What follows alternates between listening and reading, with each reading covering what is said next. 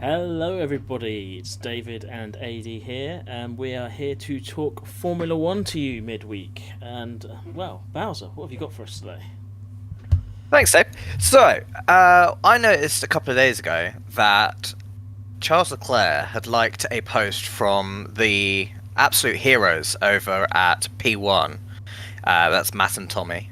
For anyone that does watch F1 bloggers, podcasters, and general lovely guys. As David, you have actually met them as well. And you Yes, they are attested that they're lovely. very lovely guys. Yeah. Yeah, so the very interesting point that came out of that was that Tom was doing basically made a post regarding the fact that it was weird how only four of the cars got checked for the plank at the bottom, amongst other sort of scrutineering points that they did check over. And there was a comment that Charles Leclerc actually liked, saying that if two of the cars, or 50% of those that got checked, failed, then should there be a call for more to get checked? So that's just what we were going to sort of come on here and explain to anyone that might be interested as to why that's the case. Hopefully, help explain why that's the case as it is at the moment. What we think about the way it's done at the moment, and the sort of practicality of it being changed for the better, or whatever it is. So yeah, I thought I would just one of the things that we could just discuss today as we go between the US and the Mexican Grand Prix. Yeah, absolutely. I mean, it's one of those interesting points, isn't it? I mean, like, obviously, the FIA only have a certain amount of manpower and stuff like that, but you would have think at least the teammates would have been checked, especially considering it's two of the bigger teams, Mercedes and Ferrari. Yeah, I mean, I do agree with that opinion, to be honest with you. What about yourself? Yeah, I mean, certainly. Obviously, you're going to get tracks that are going to affect the cars more on this. Obviously, the part of the main factor of this is when the cars are run too low to the ground. That's exactly what they're trying to negate, the sort of practical advantage that the cars are gaining through running low to the ground, especially with these ground effect cars, and running closer will give them better downforce and for less drag. So there's a lovely way off there if you can get it close to the ground. But obviously the plank has been there since the 70s after the Senna crash. That was originally when it came in to stop cars bottoming out. So it is a safety reason as well that it's in there for. So it is very important and a very good check to have on there. But yeah, so they're checking this plank, this actual physical wooden plank underneath the car, and it's basically how much it's worn away during the race. There is a limit. I think it's starts at 10 mil, and if it's anywhere below 9 mil, so it's lost over a mil, or just through sort of scraping along the bottom of the ground, then that is deemed illegal and will be noted to the stewards to decide an appropriate penalty. And in this case, as we saw, both cars were disqualified from the race result. Yeah, I mean, is this something that, by doing something like, extending the track limits over a curb, encourages this kind of thing to happen? Like, do we think that potentially has contributed to it this weekend? Because they made it so it was more encouraging for the drivers to ride that curb. Has that, meant that they've then done that, taken it to the limit and worn away a bit of the plank underneath? Well, I guess it's one of those things that see, everyone has to deal with this. Everyone has the same rules to run by. So if one car's done it more than the other, for example, obviously Max was checked as one of the other cars as well. He actually ended up winning the race, and he was deemed in a legal state at the end of the race, so obviously kept his result. So everyone's dealing with the same rules in that sense. And when it comes to track, sort of the way the track's laid out, it does encourage the cars to go quicker by taking more of the curb to gain again an advantage, but that's at the risk of wearing the plank down too much, and then obviously having this issue that they've had, which is getting disqualified completely, which is a worst case scenario in this sense. So, but the problem is, I think it's drawn more important at the moment because there is such an emphasis on track limits at the moment, and just keeping that inside tire almost, which sounds ridiculous, but the inside tire just on the white line, but the rest of the car can be completely, in theory, off the track, and it still be deemed inside track limits, which is fine. It's the same as tennis, for example. If you're landing a ball on the line, it's in until it's beyond the line, then it's out. So that side of it's absolutely fine. And we obviously discussed the fact that they, in one of our previous videos, that they just painted a thicker line, which was, please go and check that video back out to hear our thoughts on that, and our explanation on why they did that. So, yeah, it's a combination of trying to gain that advantage by maximizing the track limits and the track itself and getting the fastest way around there on a lap by lap basis, but at the risk of you will be wearing down the bottom of the car if you're running too low, and this could potentially happen. So yeah, that's where we're at. Absolutely. I mean, I saw a picture not long after you shared that in our group chat, actually, where it showed the Red Bull, the Mercedes, and the Ferrari all from behind on the same corner. And Yeah. with Max's car, absolutely no sparks or anything. You could actually see almost daylight Daylight. underneath it. Yeah, But absolutely. then you Yeah. look at Lewis's, and there's a little, there's a fair amount of sparks there. And then you get to Charles's, and it's like a fireworks gone off at the back of his car. I mean, they must have been absolutely driving on the floor with that Ferrari, which makes sense when you look at the onboards over the weekend. The Ferrari drivers' heads are like this almost all the time, so they must have been ridiculously low to the ground. I'd be very surprised if Carlos Sainz had been tested, that he would have passed.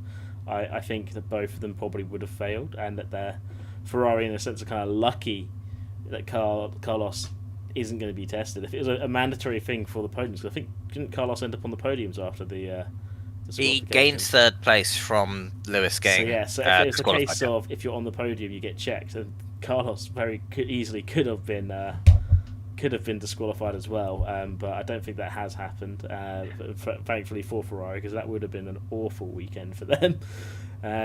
Yeah, it's silly. They know the rules, but yeah, I think it's something that we've got in this day and age. I just wish that we had the manpower to check everyone and make sure that no one was fudging the rules at any point, kind of thing.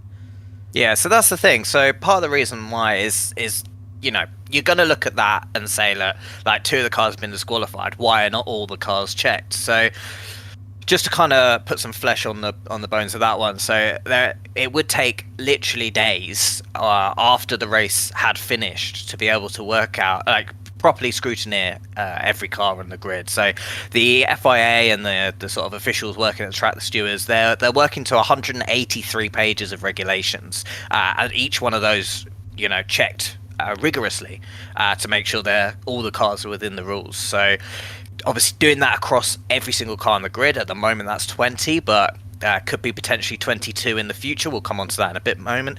Yeah, it takes a lot of time. So they do take a cross section of the grid at each event. I'm not 100%, don't quote me on this, I'm not 100% sure if it's necessarily a certain amount of them from the podium, because it did seem a bit convenient that two of the three on the podium this weekend got checked. So I don't know if there is a certain amount that have to check those on the podium. I'm not sure, but essentially what they try and do each weekend is take a cross section, so in this case 4 cars, and they will check those, and just as it's a random check, it's the fear of getting checked keeps everyone in line week in, week out. But as you were discussing earlier, David, the thing that strikes to mind is, like, why would you, if you find 50% illegal, it's obviously going to be a feature of this track that was particularly bumpy at the weekend in Austin. You saw a lot of cars bouncing over the ground and on the bumps as well, and that, to me, that would certainly say that after finding 2 of the 4 illegal or in an illegal state, then I would have at least checked the teammates. It's within a team, you'd imagine they'd be trying to hit the same sort of levels across the garage in both cars. So it's baffling that Sainz and Russell can keep their results without getting checked when their teammates have been deemed illegal, and you might just seem a bit petty. And I'm a big lover of Mercedes. There's no hiding that, and I'm sitting here saying they should have checked George's car after Lewis was deemed illegal. So it's nothing about favoritism there. It's about keeping a level playing field for everybody throughout the fields, and having that deterrent there that will stop people from even potentially risking it in case they are one of the cars that get checked that weekend. So yeah, and I don't think it would take too much more manpower just to double check those those teammates of cars that do fail. Yeah, I do agree. I think it's definitely something that they should think of doing. As I mentioned to you in the group chat, though, the thing is that the horse is bolted now. Like, every single team this weekend even is going to show up and make sure those cars are within the limits this time, because just if the FIA do decide to check it again and check teammates, then it's going to be well, stupid. If you know they've already disqualified people for it, if you do it again, you're an idiot. Like, I mean, I'm saying that Ferrari will probably show up and do it again, won't they? But Yeah, one interesting point that I did note is, like I said, because these other cars weren't checked. If they were running at the same level as their teammates and would have been deemed illegal if checked, that can have a massive effect, as we've already seen on Williams now having a double points finish for this season. If Sainz and Russell, who both finished in the points as well, were also disqualified for the same infraction, you're looking at AlphaTauri and the likes of Alfa Romeo. Like, it's worth millions of pounds to AlphaTauri. Exactly. They would jump across top of Haas with 2 more points. So if those two drivers are disqualified, game changer. Exactly. So there's a lot on stake, especially for like the lower points table. It might seem like a couple of points to Mercedes and Ferrari and even McLaren at this point doing so well. So but for AlphaTauris and Alfa Romeos and Williams and stuff, those few little points can make all the difference at the end of the season. So it's there is a benefit to checking these other cars, because it could mean those cars have got there while staying within the rules, but they're not getting rewarded properly when other cars ahead of them are bending the rules, or just it's a bit harsh to say cheating, because I don't think there's necessarily any malice in there to purposely do it. I think it's more of a case of just trying to find the absolute limit of car performance to try and they're all under pressure because Red Bull have made such a beast of a car this year. So everyone else is doing absolutely everything they can to try and catch. And Lewis almost did, but he had to try and do it with a car so low to the ground that it wore out his plank. So it just shows Red Bull's dominance, the fact that they can do the opposite and ride it so high that you can actually see daylight underneath it, doesn't it? Absolutely. Which would, kudos to Red Bull for that. Absolutely. Yeah, absolutely, definitely. I mean, we could talk about this till the cows come home. At the end of the day, it's done. It's done now. Yeah. The teams are going to be wise to it. They're not going to fall for it again. You'd like to think so. Well, you'd like to hope so, wouldn't you? There'll be something else that they'll try it on now with, but hopefully they'll try it on with something that's not illegal, but it's not mentioned in the rules, loophole, so to speak, Sure. and try that instead. But yeah, let's move on from that and talk about like our next topic, which is the ever looming question of will they or won't they for Andretti coming in to Formula One. Now, this has been going on for blooming ages. We had tons of teams apply. Rodin and was one for was it Primo as well? Did they try to go for one?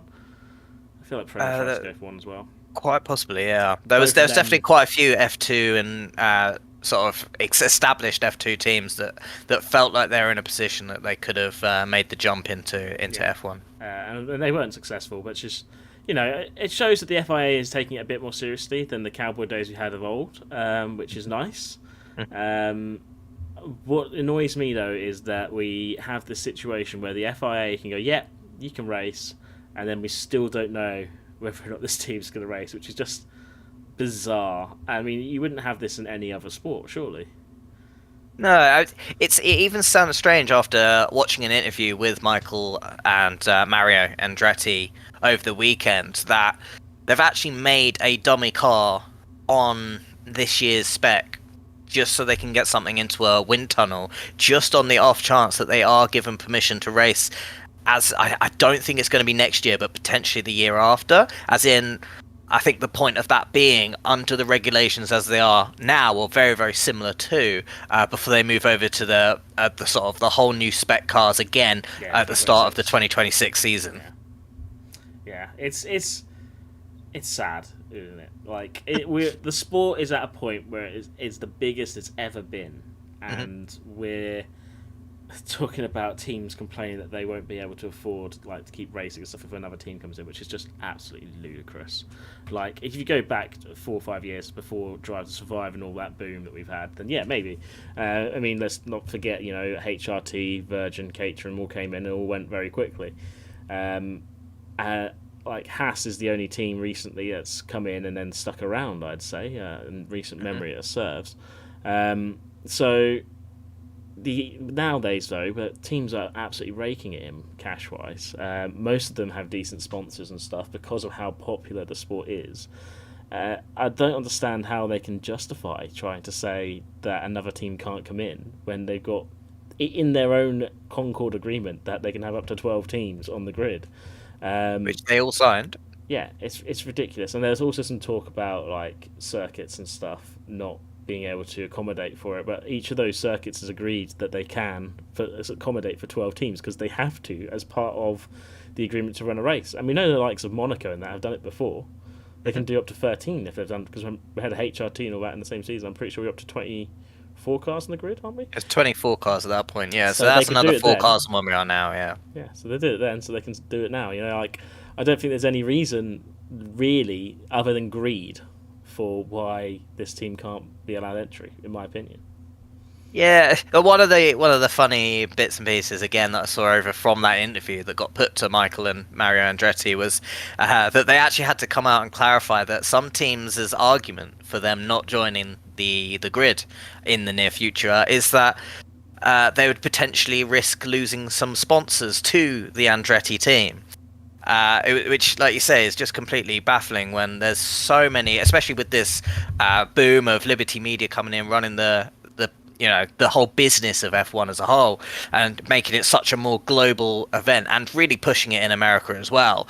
You know, there must be queuing up. Obviously we don't see all the rap sheets, we don't know, but there must be so many companies that be willing to have their logo on the side of these cars, and not just Andretti, but leaving space for UK-based teams like McLaren, and I know Mercedes are a German engine. It's a fine example of how you can bring in new advertising. I mean, look at the last few years. They brought in Google and Coca-Cola and people like that, and Williams have bought in Duracell in the last few years. Like, there's advertisement out there. I'd be like, you're talking about almost millions of companies. Are you telling me that a Formula One team can't find those?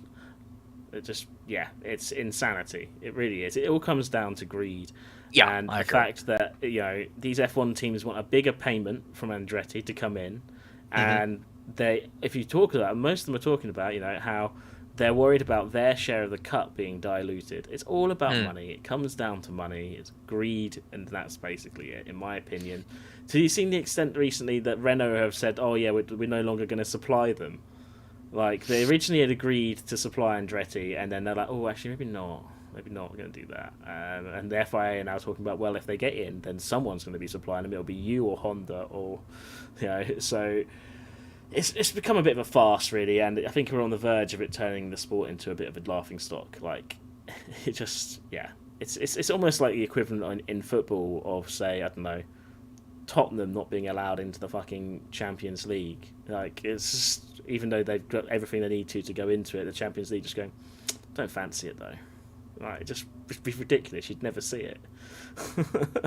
No, absolutely. So yeah, I mean, there's plenty of sponsors to go around, and even if they did take some sponsors from other teams, I don't think there'd be any issue replacing them with alternative companies and people that want to invest in the sport as a whole. Like I said, with the Drive to Survive, there's so much marketing potential now within the cars and the teams and everything. So yeah, like you say, from the other side, if you put, if you think about yourself as a team principal of a racing team, you've got to be selfish. You've got a business to run as an F1 team, as well as just the actual on-track side of things, and you want to make as much money for your company and your investors and your engine manufacturer as you possibly can. So of course there's going to be that side of it that needs to be balanced out. I mean, you can't ignore that fact. They're all trying to, and there is always that risk of an extra team is an extra team to beat on the track as well. So take away everything else, it's making the actual end result of where Red Bull are now as a harder feat to achieve year on year. So yeah, I mean, playing devil's advocate. Surely that adds to the value of doing it, Absolutely. So... No, and as fans, this is what we want to see. We want to see more competition, more chances of an underdog coming through and surprising everyone, and all those kind of things that made us fall in love with the sport in the first place, really. Well, absolutely. I mean, the thing is, I think the sport is also not taking into account the other benefits that it brings. Like, they're planning on being a team that's based in America. So there's another American team on the grid that's based in America, and they want to bring in Colton Herta as one of their drivers. That's another American on the grid. I think that's top of their list, that's saying that they really want to grow in America, it seems like a no-brainer, especially with the big following they already have in the likes of IndyCar and that. They're probably going to bring some of those fans across with them. Like, Sure. I actually think it's probably more of a positive for the sport than a negative overall. Um, Absolutely. but at the end of the day, if you didn't want another team to join, then why did you agree to a Concord agreement of 12 up to 12 teams? Well, that's the thing. I mean, imagine what happens if there's another team after that that start applying. See that Andretti do really well as and when if they do get into the sport, and somebody else joins in as well and puts in an application that gets to the stage we're in now, where they've been approved up to the point where now the FIA need to look at it, and the teams association as well. So, but I mean, like you say, for the American side of things, they are obviously Liberty Media, an American consortium running the sport. They now have. Yeah, they've had Austin for quite a few years now, which is a track that we all like watching races at. It doesn't always create classics, but is a good track to visit. You've now got Miami added there as well, and you've got Las Vegas coming towards the end of the year as well. So that's 3 home tracks for them, and then you've also got Brazil, Mexico, and Canada on the Americas as well.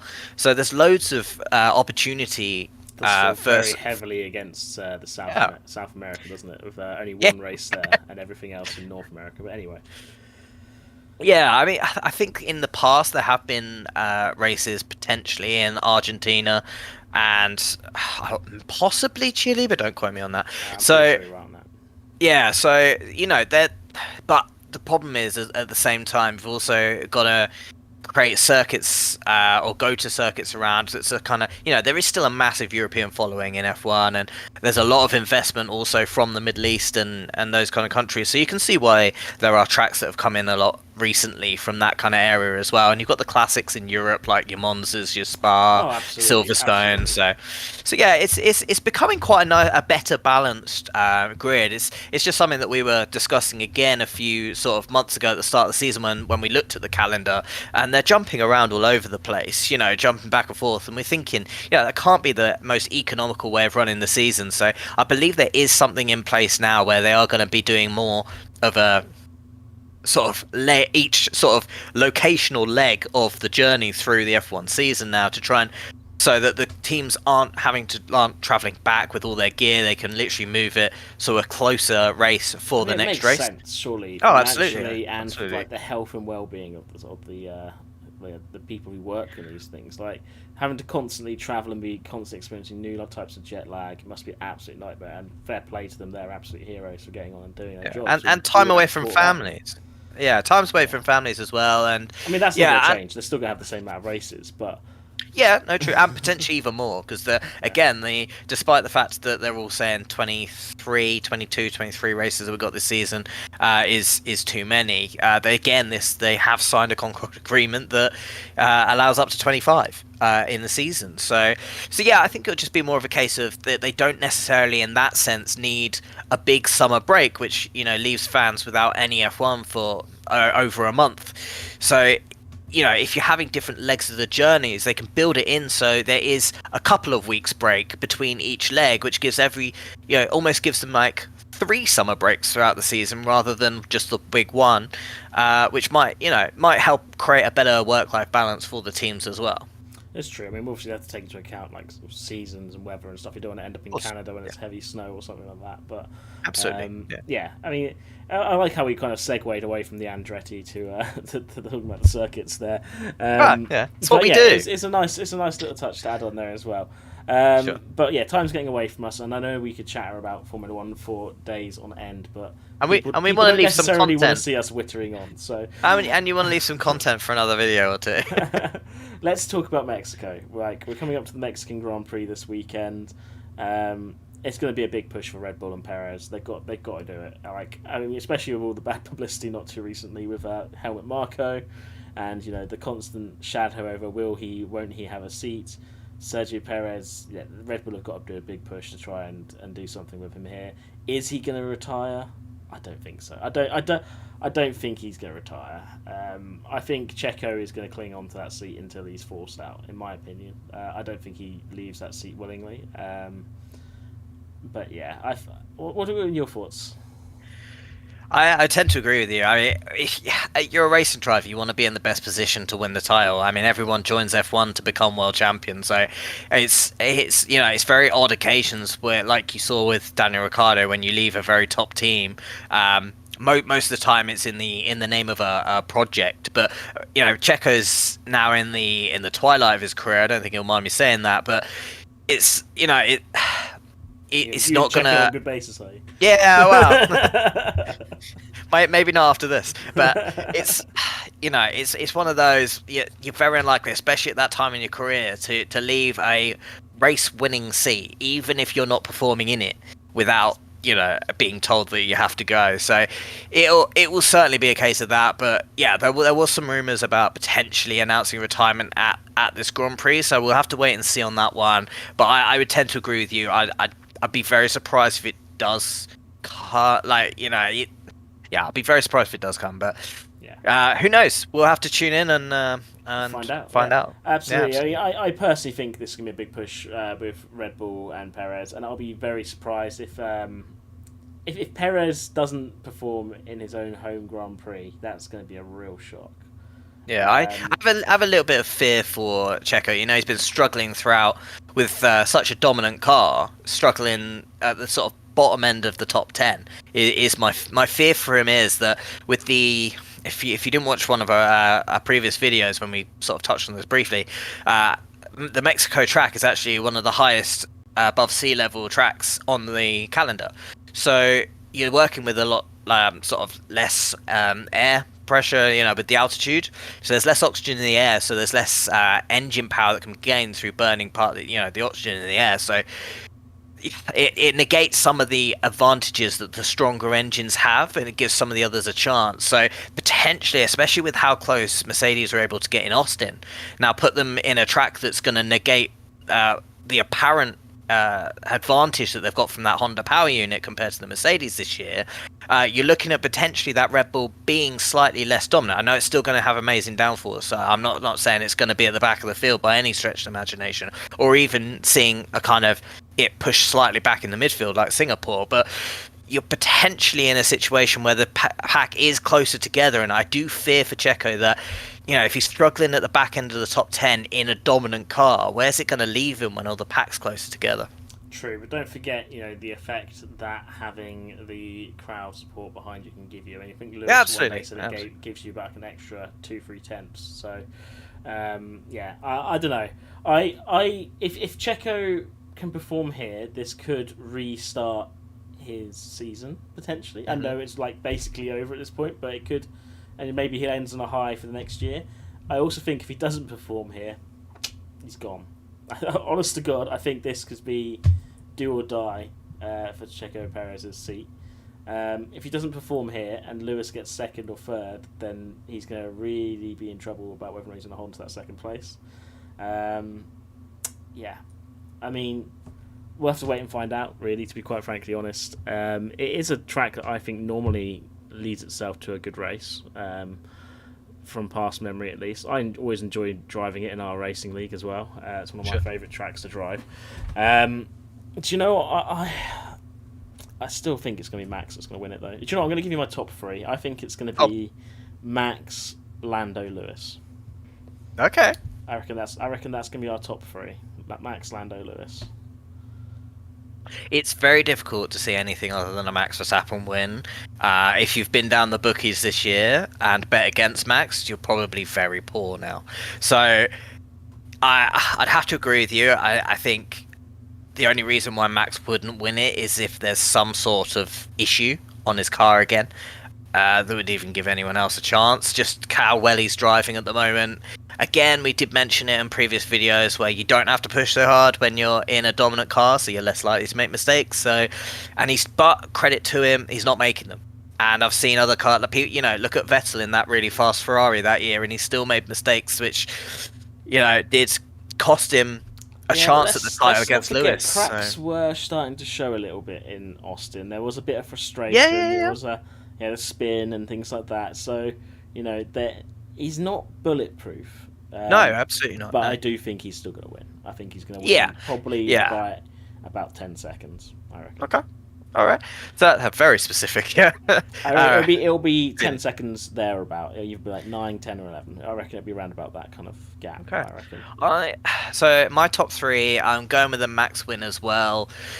I reckon we will see Carlos Sainz in second, and I would have said George Russell third. However, I'm gonna stick with Lewis just because of how well he drove in US. And you're a fanboy. And yeah, so I think what was that? Sorry, I'm gonna call you out on that. You're a bit of a which bit? You're a fan. Oh, fanboy.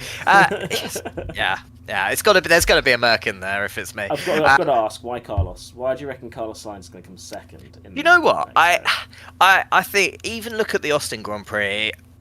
I think that even though that is a track that Leclerc's run very well at, and he got pole as well, so he's clearly very quick over a single lap.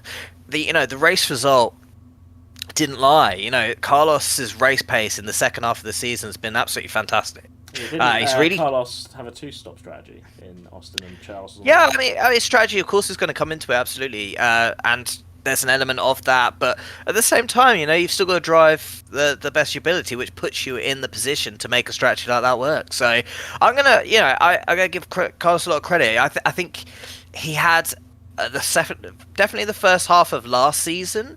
That Ferrari was almost on par with the Red Bull, as you could say, and he threw away an opportunity to, of a lot of points, as Leclerc did at times as well.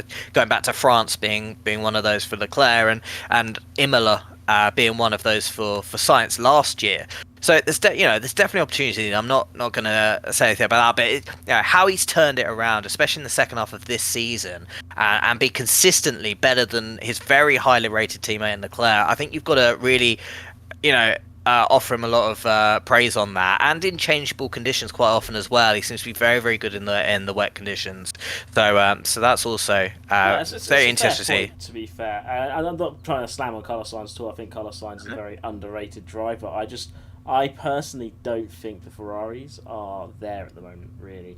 I think qualifying pace-wise, they seem to be up there, but I think on race pace, they're in about 4th place. I think, you look at Austin this weekend just gone, and, you've got to remember that Oscar Piastri didn't get past lap 8. So we don't really know what he would have done. I do think he would have been ahead of the Ferraris. And, I think it is sad. The Ferrari, last year, were up until about midway through battling for the championship, and then it dropped off massively. Sure. And I think it's sad to kind of see they kind of dropped to about 4th, 5th here at the moment. It depends on how Aston kind of bounce back or not. But in my opinion, I think they might have the 4th best car at the moment. I'd agree with you. I think it probably is Ferrari, Mercedes, McLaren, Red Bull, Mercedes, McLaren, Ferrari. Otherwise, I'm just giving Ferrari a hell of a boost there. But no. Okay, it's so in the world of David, it's Ferrari and Ferrari and Ferrari and Mercedes Ferrari and Ferrari. On the brain, because I want Ferrari to do well. It's I like Absolutely. both Carlos and Charles, and I really do want them to do well. Equally, I there's a lot of drivers on the grid that I like and want to do well. I know. It's really hard to choose, but yeah, no, I think Max is gonna win, but I really hope I'm wrong, just for a bit of interest. Then I'm gonna plump for Carlos Sainz. Best of luck to him. I think he's been driving really well, so he might throw a shock in and get that Ferrari up to somewhere that it shouldn't be. And like I said, I'm predicting a closer pack, so that's where you'll get some of those drivers being able to make the difference a bit more themselves. So, and then like I said, I'm gonna go for Lewis, but I think Russell will be thereabouts, a lot closer than he was to Lewis at US, because I think Lewis is an Austin specialist. I know he's great at every track, but he's an absolute master of Austin, and I think that obviously helped propel that Mercedes arguably into a place it probably shouldn't have been. So I think George will be a lot closer this weekend, as track that suits necessarily both of them, or neither of them, if you would say, or favours neither of them, but I think Lewis will be around pretty close around that sort of area as well, because I think that Mercedes does have a really good sort of race pace when it's not run too low to the floor and getting disqualified. So So yeah, that's my prediction. I'm hoping for that. That's nothing against McLaren. Again, I have nothing but praise for the second half of the season for McLaren as well. I think the way they've turned around from their back of the grid car at the start of the year to where they are now is absolutely phenomenal.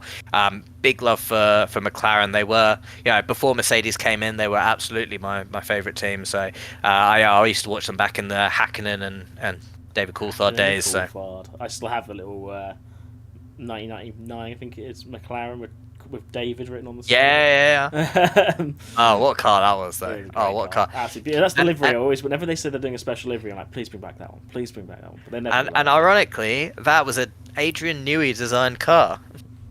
Well, so that says it all, doesn't it, really? There we go. Quickly, before we wrap this up, what are your thoughts on Lance Stroll and Logan Sargent this weekend? I personally don't think that Logan Sargent is going to be able to repeat what he did. I think Williams will have a good, strong showing with Albon, but I would be surprised if Logan finishes higher than 15th.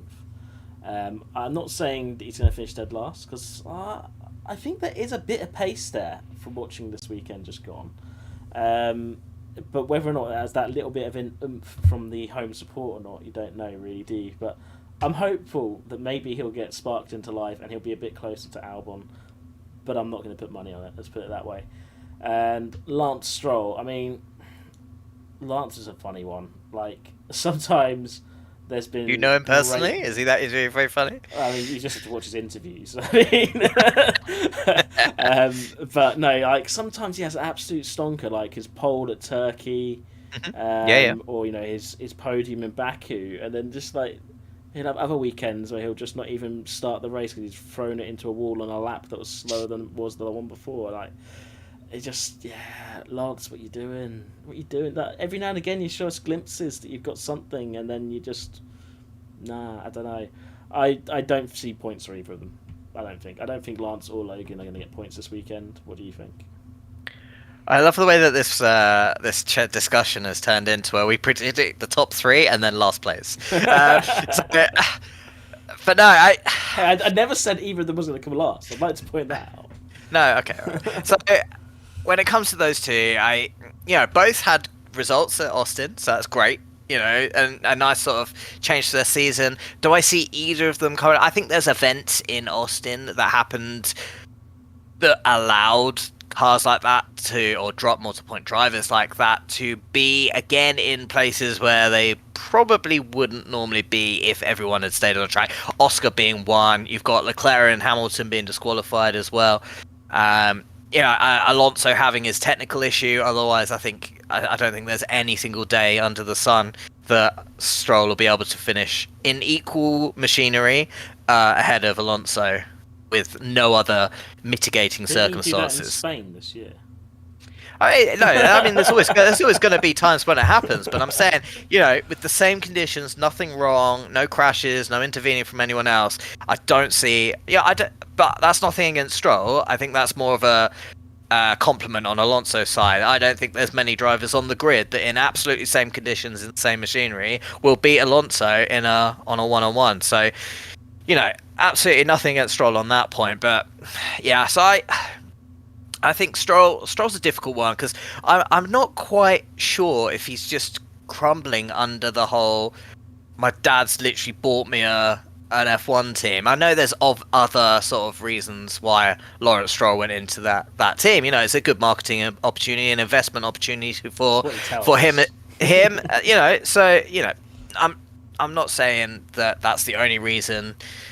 And who knows, one day we might see him oust his own son if he's not performing and earning the team enough points to challenge, especially at the start of the season when they're challenging right at the sharp end. That's where there's a massive difference when you've got one driver, as we're seeing with Perez, who's not performing to the same level as the other one. That could become a real big issue for them in the future. So I'm not sure how that'll play out. It'd be very interesting to watch coming in the future. So we'll have to wait and see on that one. But Logan, I'm the same as you. I really hope it's a platform for him to give him. I think it's a confidence game at the end of the day. I think it'll be a case of hopefully they can propel from here of getting points and breaking that duck of constantly underperforming and especially with very, very good teammates. So I really hope they can. personally don't see it if every other driver in front of them doesn't have a massive issue like Oscar's, and crashed upon the Alpines. So yeah, I can't see it, but prove us wrong, boys. Absolutely. Right, we're going to wrap it up there. Bowser, do you want to just give us the times, the UK times at least, for the race, qualifying, etc. this weekend? Yeah, absolutely. Yeah, I'll do UK time and then I'll do track time as well for you. So, just starting off at practice 1, which is on the 27th of October, which is this coming Friday. You got practice 1 starts at UK time 7:30. There'll be an hour-long session. Track time, that's 12:30 till 1:30 at obviously track time in Mexico.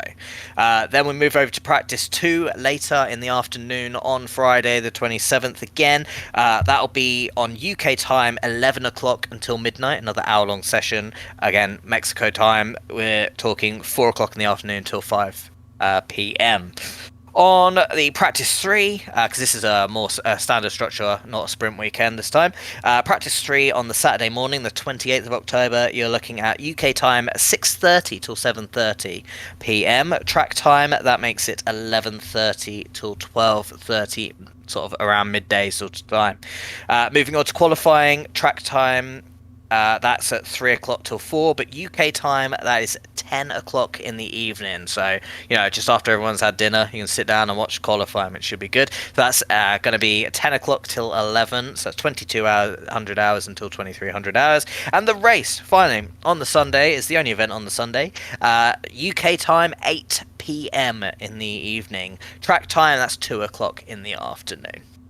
Awesome. Thank you very much for that, buddy. I have been David, or in the Racing League you'll know me as Umilius. He has been Bowser, or Adrian, as he's known, and Bowser_49 on our league. If you want to follow us on Twitch, we will be streaming live tomorrow from 7 o'clock. Normally it's been 7:30, but we are trying to move it to 7 as a permanent basis, just to get that a little bit more in there for you. Yeah, a little more sociable, get a little bit more racing in for you. So yeah, join us tomorrow on Twitch at 7 o'clock. But for now, bye-bye. Bye.